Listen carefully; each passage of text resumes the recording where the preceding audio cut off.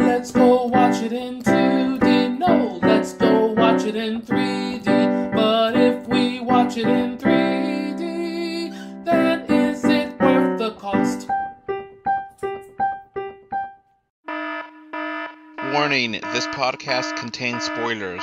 Warning, this podcast contains spoilers. After these messages, we'll be right back. This podcast is brought to you by 3D Wiggle. With 3D Wiggle software, you can impress your family and friends with 3D gifts and videos. To find out more information, please click on the link in the description for 20% off coupon as well. This podcast is also brought to you by Patreon. With Patreon, you can become a patron and get this podcast commercial free and get many more benefits. Please click on the description again to get more information. Now, back to the show.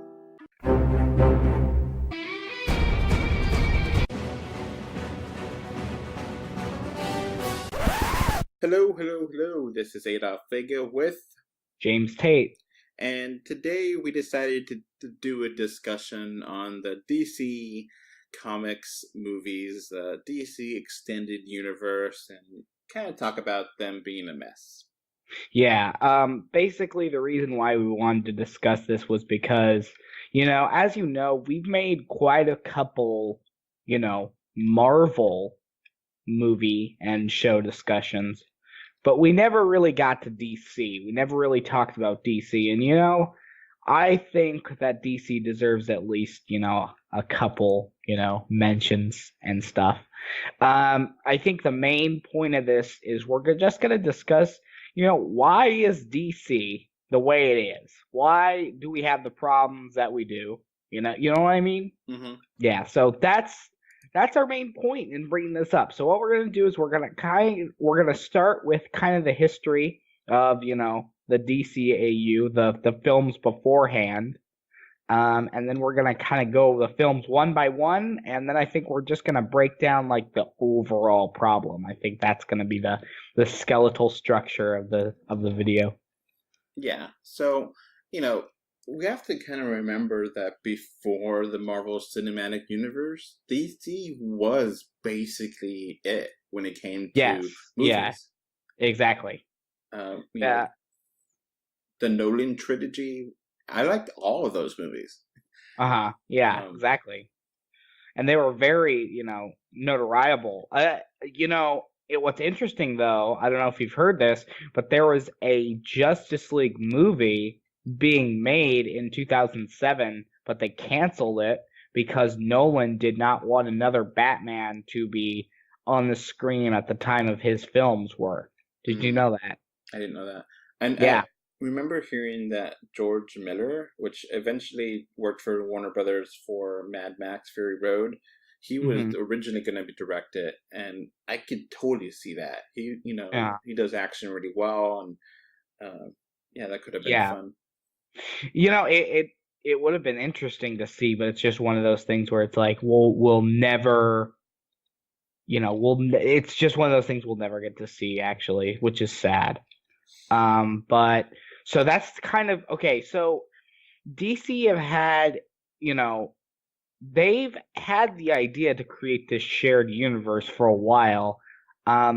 I think one big reason why they had the idea is because they have the rights to all of their characters, unlike, Marvel, where it's divided up into different parts because of their financial situation in the 90s.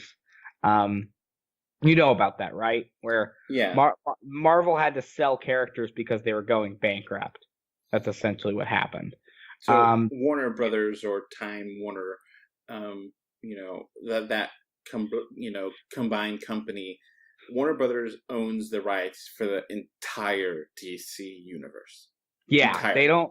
They don't have to, ask permission or anything. Yeah, exactly. Yeah. Unlike that is Marvel. Yeah, unlike Marvel, which, kind of has all of its characters, but like there's still some characters that are kind of in a weird situation, like Hulk and Namor. Hulk and Namor are both have the distribution rights from Universal Studios. Yeah. And they have to get they're okay to use Hulk in Avengers movies or other movies, but they're not okay to do a solo Hulk movie. Yeah. So that limits what they could do. That's part of the Right. reason why Hulk was in Thor Ragnarok, you know. Yeah, exactly, because he can't have his own movie. Now, I don't think they've had interest in making a Nomar movie. No, there has never been the interest to own Namor, but for some reason they have the rights to it. Another character that's in a weird situation is Man-Thing, and Man-Thing is owned by Lionsgate. So I don't know why they have the rights to that, but whatever. And then Fox currently has the rights to X-Men and the Fantastic Four. And, you know, Disney is in the process of buying out Fox, which is still not 100%. It's, you know. Unfortunately, they're in a war right now with Comcast, so we don't know. So that's going to be really interesting to see how that plays out. Yeah. So, but anyway, you know, getting back to DC, there is multiple times that they tried to make a DC shared universe with a Justice League film, with a Wonder Woman film, and it just fell through every single time. You know, like at some point, Joss Whedon was writing a Wonder Woman movie. You know, so it's not like this was never a plan, or this was never like something that they wanted to do. They've been wanting to do this kind of DCEU stuff for a long time. Even you could argue even before Marvel. But you know, because of the let's be honest, because of the Nolan trilogy, which ended in 2012. Yeah, I think so. Ever since the Nolan trilogy, or ever they had to wait till the Nolan trilogy ended so that they could actually make, you know, the DCEU. You know what I mean? Yeah, that's one thing we got to talk about. Overall, these movies are really walled off. Like, you don't really see references to Superman or any other DC characters in the Nolan trilogy. And the four Christopher Reeve movies, they don't really mention anything else. If it is, it's totally in passing and totally forgettable.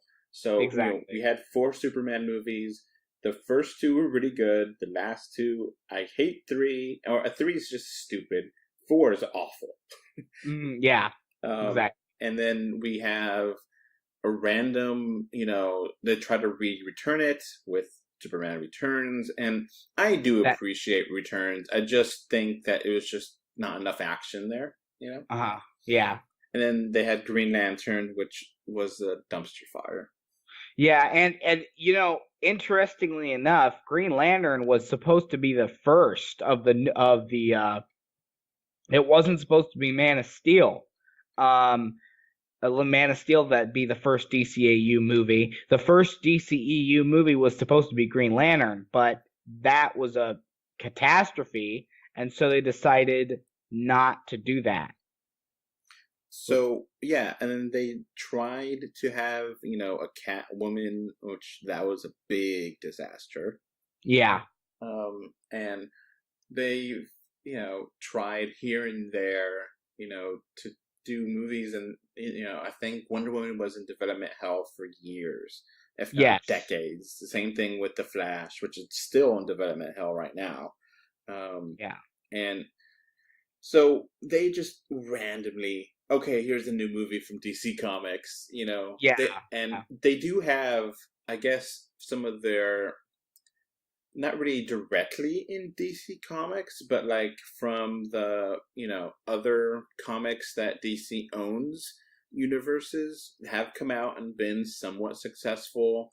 I do like Watchmen, even though it's a little bit too long for what it is. And V for Vendetta, I think, was a really good one too. Yeah. And I've heard good things about History of Violence, but I haven't seen it. But I didn't. Most people didn't know that was a comic book, but it was. Okay. So they do have those, you know, those movies here and there. Jonah Hex, which I've heard was pretty bad, but Yeah. so they've tried to do movies here and there, but it just hasn't worked. And now that Marvel has been getting everything going, it's kind of hard to get everything, they want to copy that success. So that leads to, so what happened? So the whole mess is all these random movies right now. So you have Man of Steel, and we have Justice League, and we have Wonder Woman, and that's it. And you don't get a Batman movie beforehand. Batman vs. Superman was kind of like a half Batman movie. But like, you get all these characters jammed in to Justice League. You don't know about Aquaman. You don't know about Flash. You don't know about Cyborg. And you get, I still think that Justice League is a good movie, a very good movie. I just kind of think that, barely. Yeah, exactly. And the thing is, like, okay, so Green Lantern flop. Then we had Man of Steel. And Man of Steel was really controversial. Really controversial.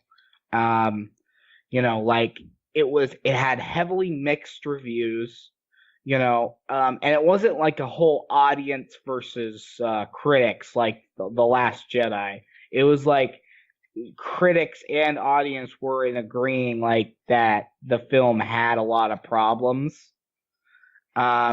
Why do you think that it was such a mess as far as like, Okay, well, this directly goes back to Superman Returns, because Returns was so close to the Christopher Reeve style of Superman. Many people said that it was just basically like Superman 2.1, Yeah.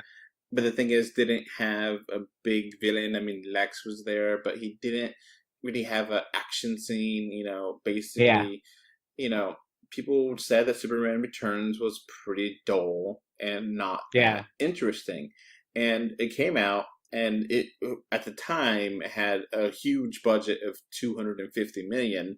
And if it got to the budget, barely. It just barely got to the budget back worldwide, like with marketing and everything. It maybe barely made a profit, but it wasn't like a huge success like they were wanting.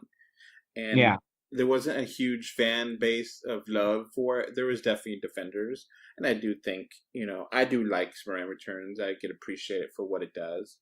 But a lot of people didn't. And they're like, we want to see some villains. We haven't, we always get Lex. We need to have something different and fresh. Yeah. We need to have Superman punching something. That was a quote I kept hearing over and over again with Returns. He doesn't punch anything. And then they really go heavy with the Christ analogy with him, saving the world and falling from the sky. And, so I think it got decent, good reviews, and I think people are like, yeah, it's fine, but it's not like great. Oh my God, you have to see it. So that directly led to WB Warner Brothers saying, we got to have another Superman movie, and Nolan, his Dark Knight trilogy was really dark and gritty and realistic. Let's do that for Superman. And which is absolutely the wrong way of doing things. But exactly. As a business, it makes sense. It's logical, even though it's stupid. But as a business, that's what we're thinking. So, which actually was interesting because there's legal problems that Warner Brothers had with Superman license. And the Siegel and Schuster lawsuit, and the trademark issues with DC, that if they did not make a movie again, they would be basically giving the rights back to the descendants of, Siegel and Schuster. And they already said that they are so mad at, DC Comics and Warner Brothers for how little representation they've gotten, how much little bit of money. Back in the olden days, they got screwed. They just complain about it. And a lot of comic book writers got screwed over by the, corporations. And exactly. That happens a lot. So they were very resentful, and they, I think, publicly said that they were going to give the rights to Superman to Marvel if they got it back. Really? Yeah. They were pissed. They were like, no, we're done. And obviously DC can't do that. So Warner Brothers, they had, a lawsuit. Well, you're not doing anything. You returned a couple years ago, and, to have the rights, you need to do a movie, and you need legally to do a movie with the origin and with Zod, because that's part of the legal mumbo jumbo with DC and, having trademark and all that crap. So that's why they had to redo the origin and had Zod. And, they're like, okay, we need to have a lot of action here. We need to have a darker tone. So let's get Snyder here. He's done a lot of darker movies, a lot of action-packed movies. And, we're going to bet big on action. And we're going to do it. And so that's why Man of Steel was made the way it was, because of the legal problems. It forced their hand to make a movie when they weren't really creatively going anywhere with it. They're just like, we have to do it. So we have to do it. This, and this has to be in it. So that's why it is. It was still kind of disappointing, because in many ways Man of Steel is a remake to Superman 2, Yeah. Well, it feels like a mixture between 1 and 2. Which still is, we've already seen that movie. Exactly. And so, they had to mix it up. And what way to mix it up? Well, it's use a big budget here and have some buildings blow up and have some destruction to really feel like Zod is powerful. And that's one of the controversial questions that they had. And one of the things. And then how did Superman deal with Zod eventually? And they decided to kill him off. And that Superman snaps his neck. And Superman didn't want to, but he didn't have any other option. Yeah. So I guess they could have written it that they throw Zod back into the, Phantom Zone or whatever, but they didn't. And it's kind of weird, because that decision is such a big deal. Yeah. And it makes sense logically. Hey, there's nothing else you could do. You just have to kill him. But he, it does rip him apart. He does cry, Yeah, exactly.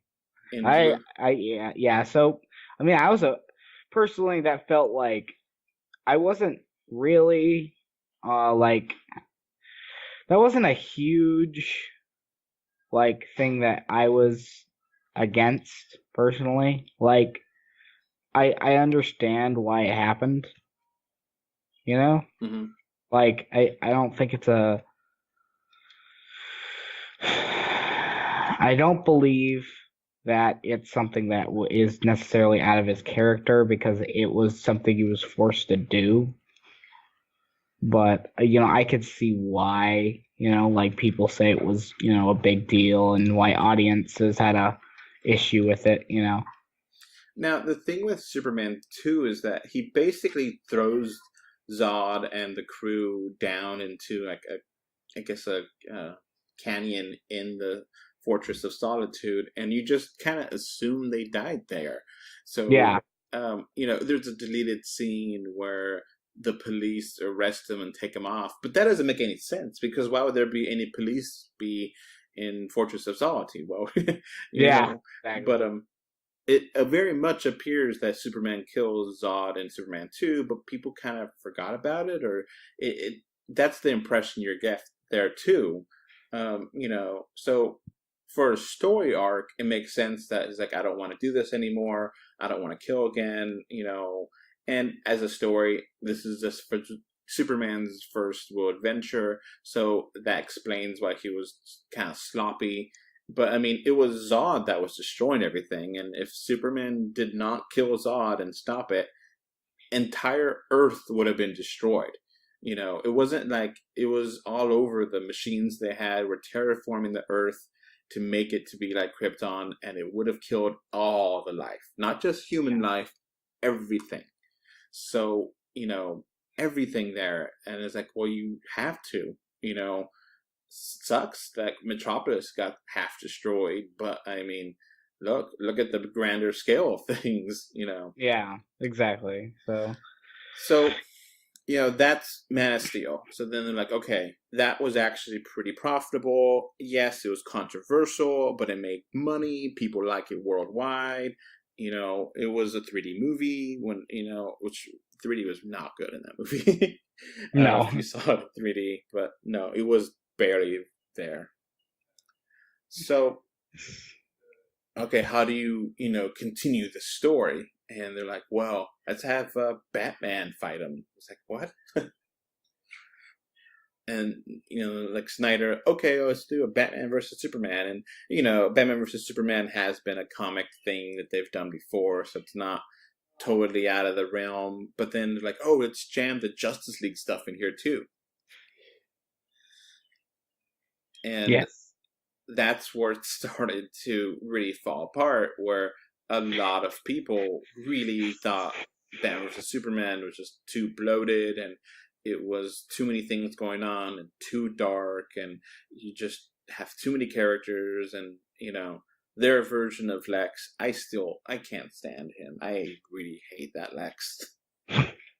yeah, And WB and DC Comics are just like, they see Marvel really hitting it off with the Marvel Cinematic Universe. So, they were really jealous of Marvel. So, like, all right, let's make a Justice League movie. Let's, cram this in. And who cares? It's Dawn of Justice. And we'll have a Wonder Woman movie too. And, whatever. Like, but they don't explain this version of Batman or anything else. No. They just kind of shove him in there. Yeah, he's just kind of there, and what they do is they try I don't know how I feel about it, but they try and retcon Batman into the end of Man of Steel. Yeah. Which I kind of like, but I also kind of don't like, because it's like what they're doing is they're essentially like, oh, well, Batman was always there, Yeah. I don't know how I feel about that. So, we got a Wonder Woman movie, which is not attached to Snyder, and I pretty much universally liked. I think a lot of people love that movie. I love that movie. I think critics like it. I think fans like it. I think pretty much everyone loves that Wonder Woman movie. I think it does really well. Do you have any objection to that Wonder Woman movie, or no? I think most people like Wonder Woman, and it's because, I don't know. It's hard to explain why Wonder Woman works so well, but it does. But it also feels very different from Batman and, Man of Steel. And one of the things we gotta keep mentioning is how WB keeps micromanaging these movies and saying, we have to do these things in these movies. And one of the things that, Patty Jenkins, the director, had a fight tooth and nail for was that scene with Wonder Woman that was like, she was on the war zone and pushing through. You know what scene I'm talking about?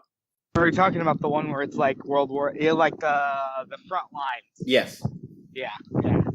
That scene, she had to fight Warner Brothers for it. Warner Brothers said, nah, why we don't exactly, need it. though?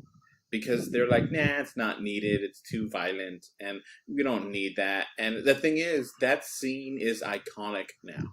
And they were going to take it out because they didn't like it. The producers didn't get it. They're like, we don't need it. And it's one scene everyone remembers. So it's like, why are you micromanaging this? Why are you leaving this, Yeah, and I think the actor's a decent Wonder Woman. Like, sometimes sometimes she looks like her, and then sometimes she doesn't. That's the weird thing. I think it's because they picked a Israeli actor to play her. But I mean, she's fine, you know. Yeah, I like her. A lot of people mention her body type not being, what the Wonder Woman in the comics has been, but that's fine. Well, I don't kind of get that because, is the argument that she's too skinny or too bulky? Too skinny. Oh, okay. Well, yeah. Wonder Woman's kind of like buff in the comics. Yeah, I mean, it doesn't bother me. I don't Yeah. really question her. She looks strong enough, and it's fine. Yeah. Yeah, it's fine. It's people could go on for like hours about like the exact look of actors to characters, but like that's just something I noticed. I thought it was fine. I like her costume in Wonder Woman. I don't know if it was different from the costume that she had in Batman v Superman, which I'll say she was pretty good in Batman vs Superman too. Yeah, she was definitely a highlight in that movie, and even though she had like 5 minutes of screen time, So I mean, yeah, I liked Wonder Woman. Batman vs Superman was a mess. I mean, you could like it, but the thing is that like you have to realize it was a mess, like Man of Steel, and then Suicide Squad. Then Suicide Squad, which actually takes place before Wonder Woman. I guess it just made I guess it just made more sense to mention Wonder Woman after Batman v Superman, because Wonder Woman's more of a direct sequel. But anyway, okay. Let's get into Suicide Squad. Now, Suicide Squad, I don't know if you knew this, but Suicide Squad was made by a company, or it was shot by a company that primarily does music videos. And that is the reason why it has a very distinct look that has been criticized. Like people say it looks really weird. You know what I'm talking about? I guess that explains the whole character bio stuff that was there. Yeah. And I kind of like Suicide Squad. I know a lot of people hate it, but I kind of like it for what it was. I don't love it. I like it. Well, I think one thing that's kind of one thing that was kind of frustrating rewatching it was like there's a lot of things that like they tell you beforehand and then they tell you in the film later. Like, for example, like you have Amanda Waller like talking about like the supervillains like bios, and then like you have the supervillains themselves like telling you their bio. Like it just seems like there's a lot of repeated information. You know what I mean? Yeah, and it's interesting because Suicide Squad was a legit hit. It was a pretty big hit. Yeah. And It made a lot of money too. I think it's made. I mean, besides maybe Wonder Woman, I mean, who made more money? I think it was Wonder Woman, but I mean, they're pretty close. Both of them were really huge makers of money. I think Suicide Squad cost more to make, so that was a problem with profit. But regardless, and the thing is like, thing with Suicide Squad is I think it's more of a popcorn movie, definitely. Yeah. It's not. I don't think it's the DC movie that like you could just turn your brain off and watch. Yeah.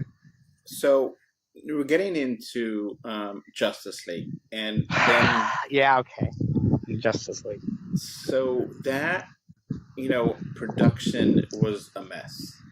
Yes, it was. And it's because, get this, I don't know if you knew this before, but, okay, Zack Snyder was working on it, and we're not exactly sure how much of Justice League he got done. We don't know if there is necessarily a quote unquote Snyder cut. That is a DC meme among fans, that there is a secret Snyder cut of Justice League that is hiding in the shadows, and we just have to find it.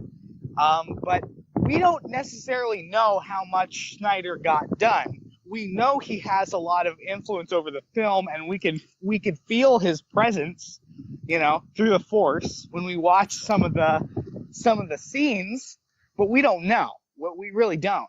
And the weird thing is with Justice League is, get this. So Snyder was working on it, an unknown percentage of it, and almost before the film's released, he was fired, and DC, Warner Brothers was like, he's too busy mourning his daughter's suicide, so he can't finish the film.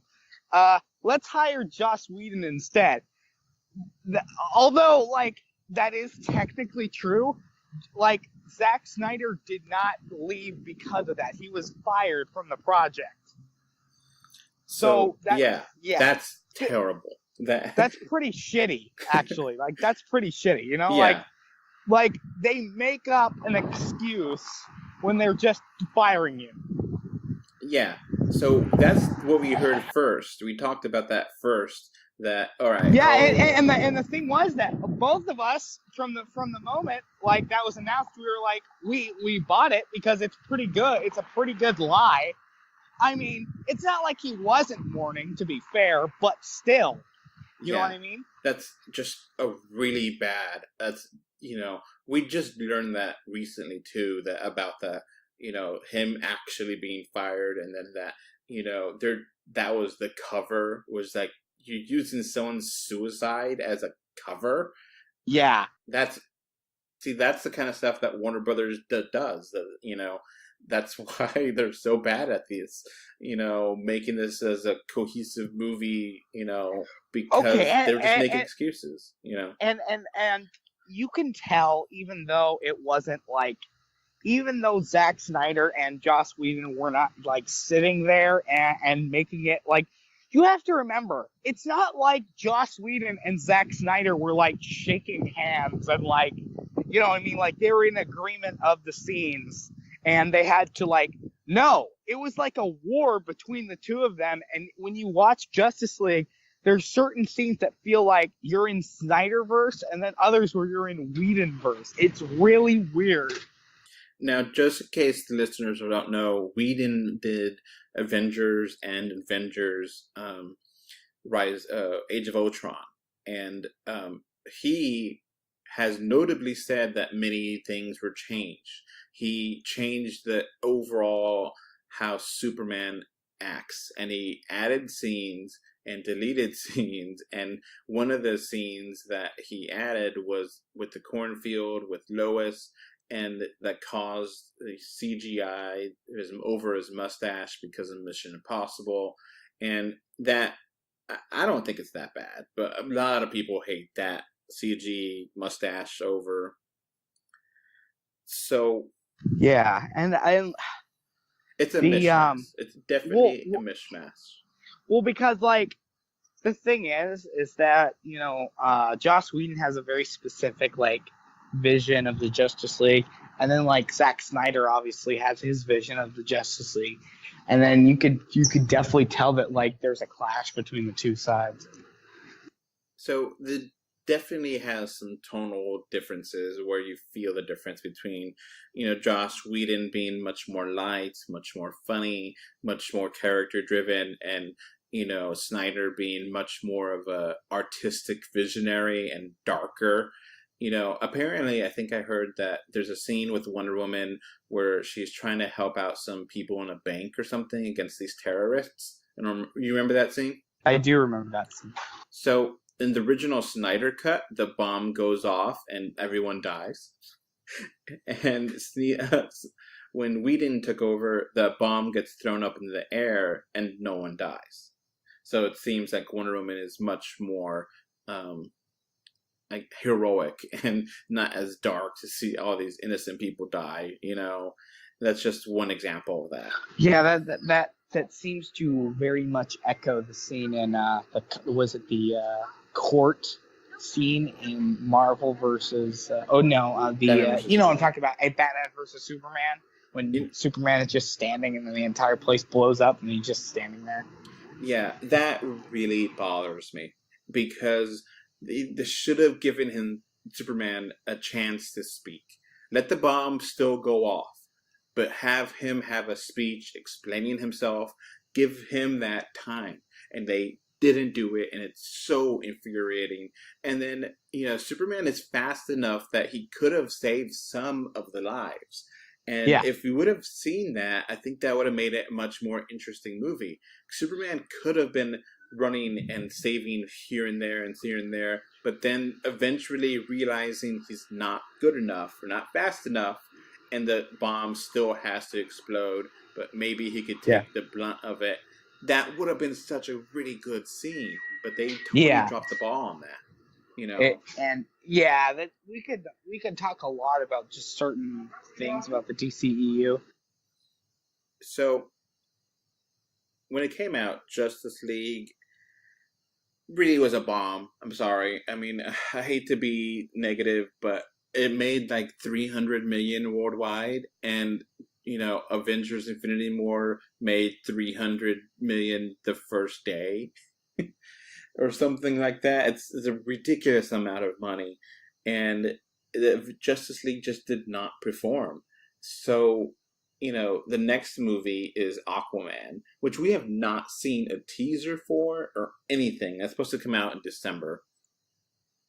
So here's like a quick rundown of what the next movies are.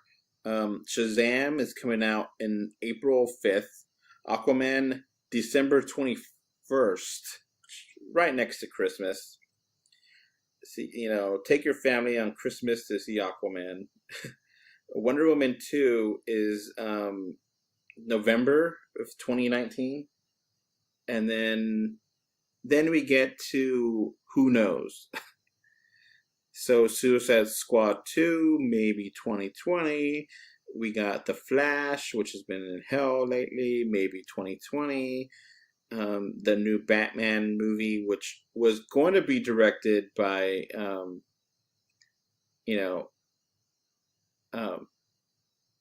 what's his Batman? Ben Affleck. Yes, Ben Affleck Batman. But it was supposed to be called The Batman. But then Matt Reeves took over for directing, and then now Ben Affleck is saying that he doesn't feel like Batman, but he does. It's really like, okay, to give you an idea of the list of DCEU movies coming out. Hold on. I have it on. So yeah, well, okay. The next film that's definitely coming out is Aquaman, because, and realistically speaking, the reason why that's next is because we had a lot of that done, or they had a lot of that done by the time Justice League was released, Mm-hmm. So then Shazam, and then Wonder Woman 2, then Suicide Squad 2. Now, after Wonder Woman 2, everything is completely up in the air, if that's really going to even happen. Because The Flash has been losing directors. We don't know what's going on there. Batman, they've been having problems with that, with Ben Affleck. Green Lantern Corps, again, they don't even have a director for that. Cyborg. Man of Steel 2? We don't know anything about Man of Steel 2 at this point. So that's, in total development hell. Justice League 2's in development hell too. Black Adam, which they've already casted Black Adam as Dwayne "The Rock" Johnson, but they don't have any. I guess he's not going to be in Shazam, so that's still years away. And Nightwing and Batgirl and Birds of Prey, and it's supposed to be a New Gods movie, and Justice League Dark, and Deathstroke, and Harley and Joker. all these movies we don't have dates for. They're all in development or, getting some production, but they're still years away.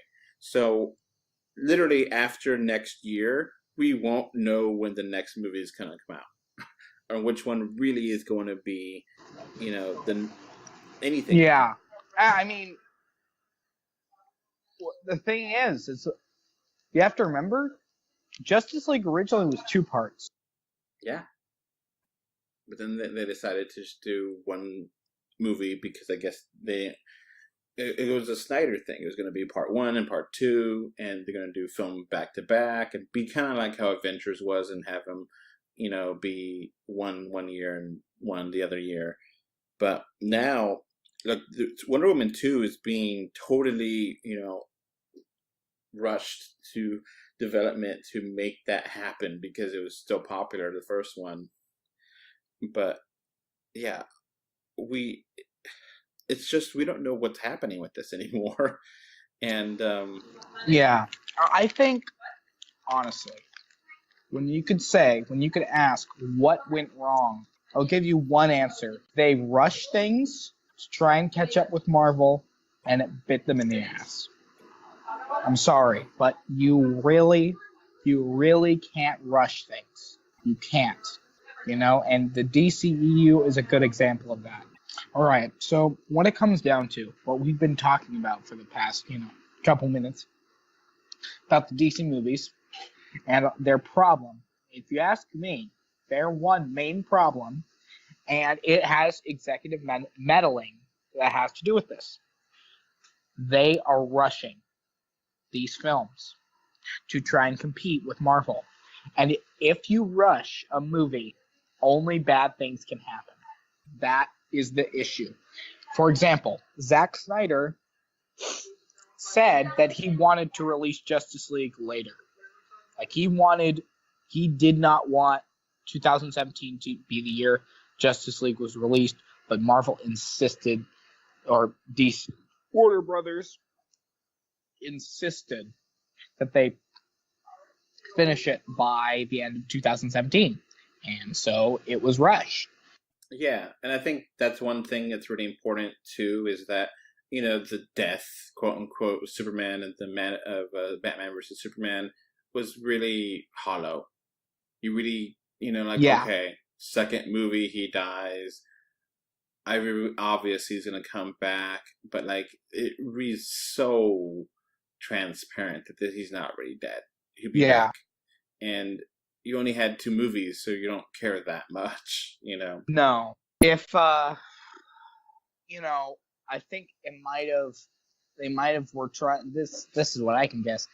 What if it was part 1 and part 2? What if part 1 he was still dead, but part 2 was the one that he came back? I think that would have worked a little bit better. Yeah, I think that's what their original intent was, and... Yeah, it just...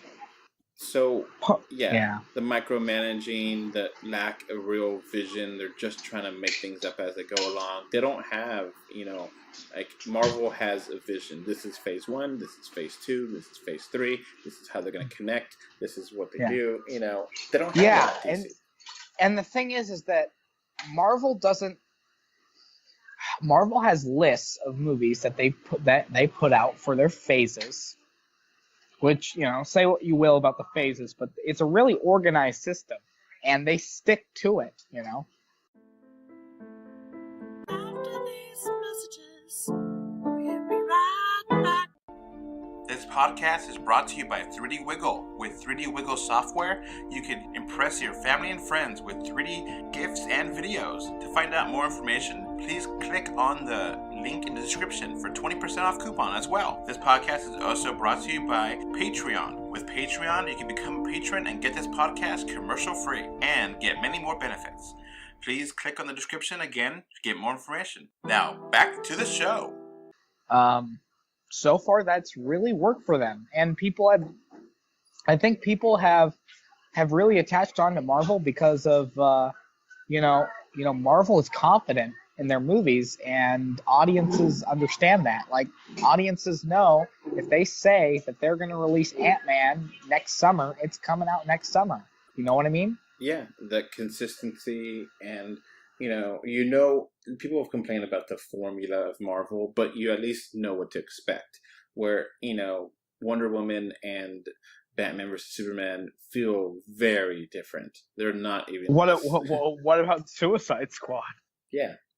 All different directors, which is fine. You can have different directors, but they have a very different tone and different style. And then, they try to shoehorn comedy into Suicide Squad and make Justice League lighter, and it just kind of... Yeah. They're trying too hard. My man! Yeah. And, we mentioned this, that the CW shows, they have Arrow, Flash, iZombie, which is not connected, Supergirl, Legends of Tomorrow, and Black Lightning, which is not connected. But Flash, Arrow, and Supergirl are, and Legends. Yeah. And they, at least once, maybe twice, last 3 years have had a crossover event where they cross over with the different shows and they have some fun things. And, they're kind of corny, but I do like all those shows. And they do not at all connect to the movies. No. And, I've heard the argument, what if for the movies, I've heard this before, why don't they just use the TV show Flash and work that in? Mm-hmm. Like, would people really be against that? I don't think so. No, that's a good thing to talk about, because the TV show Flash is pretty much that character. He pretty much nailed it. He's the Barry Allen Flash. So the Justice League Flash is okay. I don't really hate him. I don't really like him a lot. Yeah, he's kind of, he's okay. For what I know, though, the TV show Flash is really good. Yeah, he is. I watched the Flash and I like the show a lot. So, And the thing is that I think because, okay, people are not going to and Marvel does this too. Marvel does this. If we introduce stuff from the shows, people will be confused and they won't buy it. No, that's not the way things work. People will buy the product anyway. People will buy the tickets anyway. And they might be confused a little bit, but they can use the internet to research, or they can just watch the show themselves. It's just something that it's a very corporate way of thinking. And it's just something that really implies that audiences are stupid, that audiences aren't smart enough to understand. That's something that I think is kind of offensive. Yeah. And we can't have the TV show Flash in because people would be confused. Who's that Flash? They didn't have a Flash to begin with. So, having him in the movie, and how it's the same universe basically. Why not? Yeah, it's an interesting idea. Now, one thing, even though they are separate universes, the Warner Brothers has specifically said that characters that are movies can't really be in the shows. So Amanda Waller was in Suicide Squad. That movie is coming out, and Arrow had a 2-parter episode with Amanda Waller, and she disappeared, right? Well, she died. Yeah. And they actually, I would argue that Suicide Squad episodes of Arrow were better than the Suicide Squad movie. And they had to dismantle it because of the movie. Oh, well, what about Deathstroke? Deathstroke disappeared too. Yeah. He was a main villain for season 2 of Arrow. and it was basically gone for like 4 seasons, because they're thinking about having him in I the think future movie. that is just a gigantic problem, because it's like you are removing characters with no in-universe reason. Like, it's not like, okay, the characters can't appear anymore because they're in movies now in universe. It's characters can't appear anymore because this alternate universe of movies has them in it too. Like, it's just stupid. And I don't see why, again, you had Flash actor. You could have used him. You could have given him basically the same introduction in the sense of he had it. Because, I mean, realistically speaking, the Flash in I don't see why, like, him having the Flash, persona before the Justice League is that much of a problem. Or having him like, oh yeah, I've been the Flash for a couple of years now. Yeah, I think they just want to separate it because they don't want to have to try to figure out, because they can't get their shit together anyway. So, why try to get the CW shows going? Again, they are thinking from a very corporate view, not a what's best for the story view.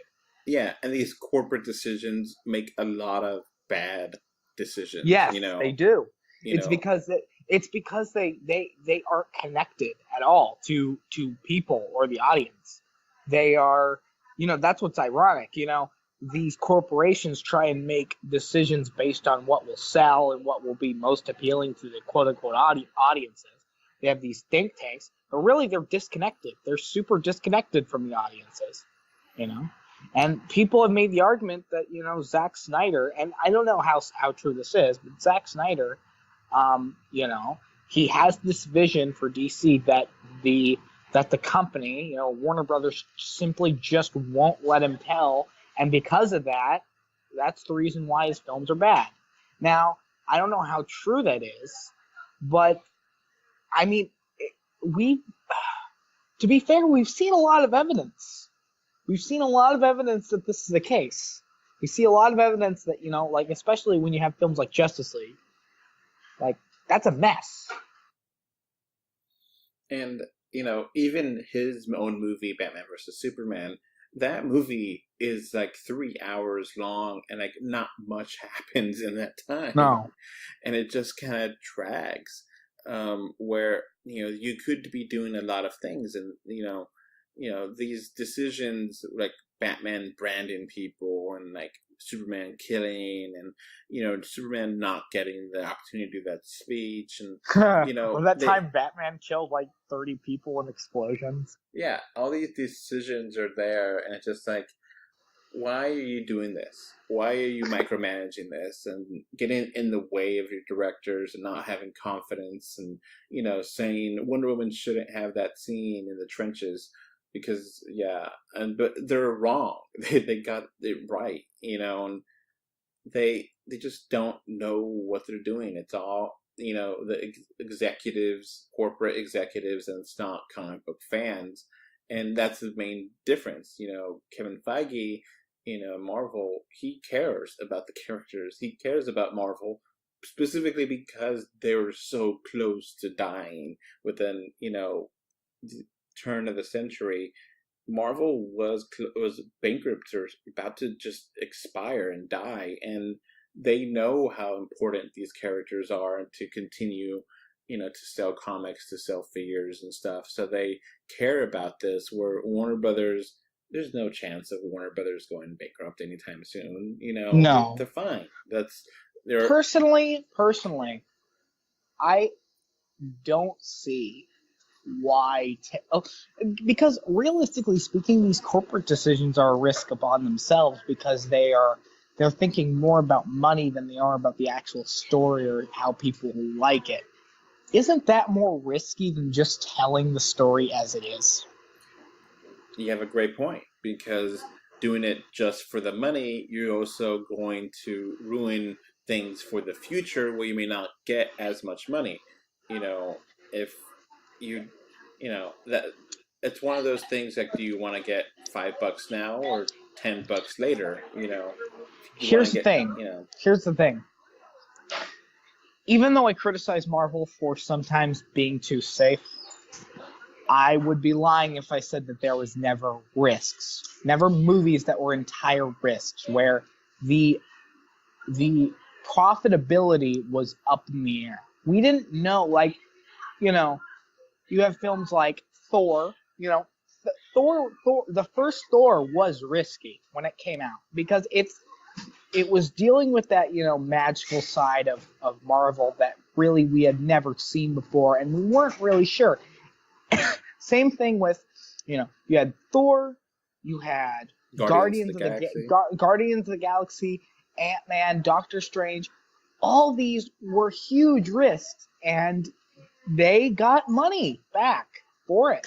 They got rewarded for telling a good story, even if the character or the subject matter was a little bit unknown. I mean, Guardians of the Galaxy was, let's face it, a C-list hero team, and had one book that was struggling to stay on the shelves, and now they have 7. So and the whole connected universe makes me want to see all the movies because I want to see how things connect. Where I don't really believe that the DC movies connect that well. They're just kind of, barely connected, and they're just copying the idea. They're not, really doing their own thing. And if you're going to copy it, you're not going to do as good. And, like you said with the CW shows, okay, why not just go ahead and spin off the CW shows into movies, have, connections to the other movies, and because that's something that Marvel has dropped the ball on, where, Daredevil and, some of the other Netflix shows don't connect to what's happening in the Marvel Cinematic Universe. I will say though, the thing is though, Marvel has the exact same problem when it has shows that don't connect to the movies or don't feel like the movies. And at this point, we can have. I personally feel it deserves a podcast on its own, but the short summary version of this is again executive meddling. Ike Palmer is controlling TV, and Kevin Feige is controlling the movies. And you can tell that there is animosity between the two of them, and they don't like each other. Personally, I just feel like they should have just fired Palmer and just had Kevin Feige run everything.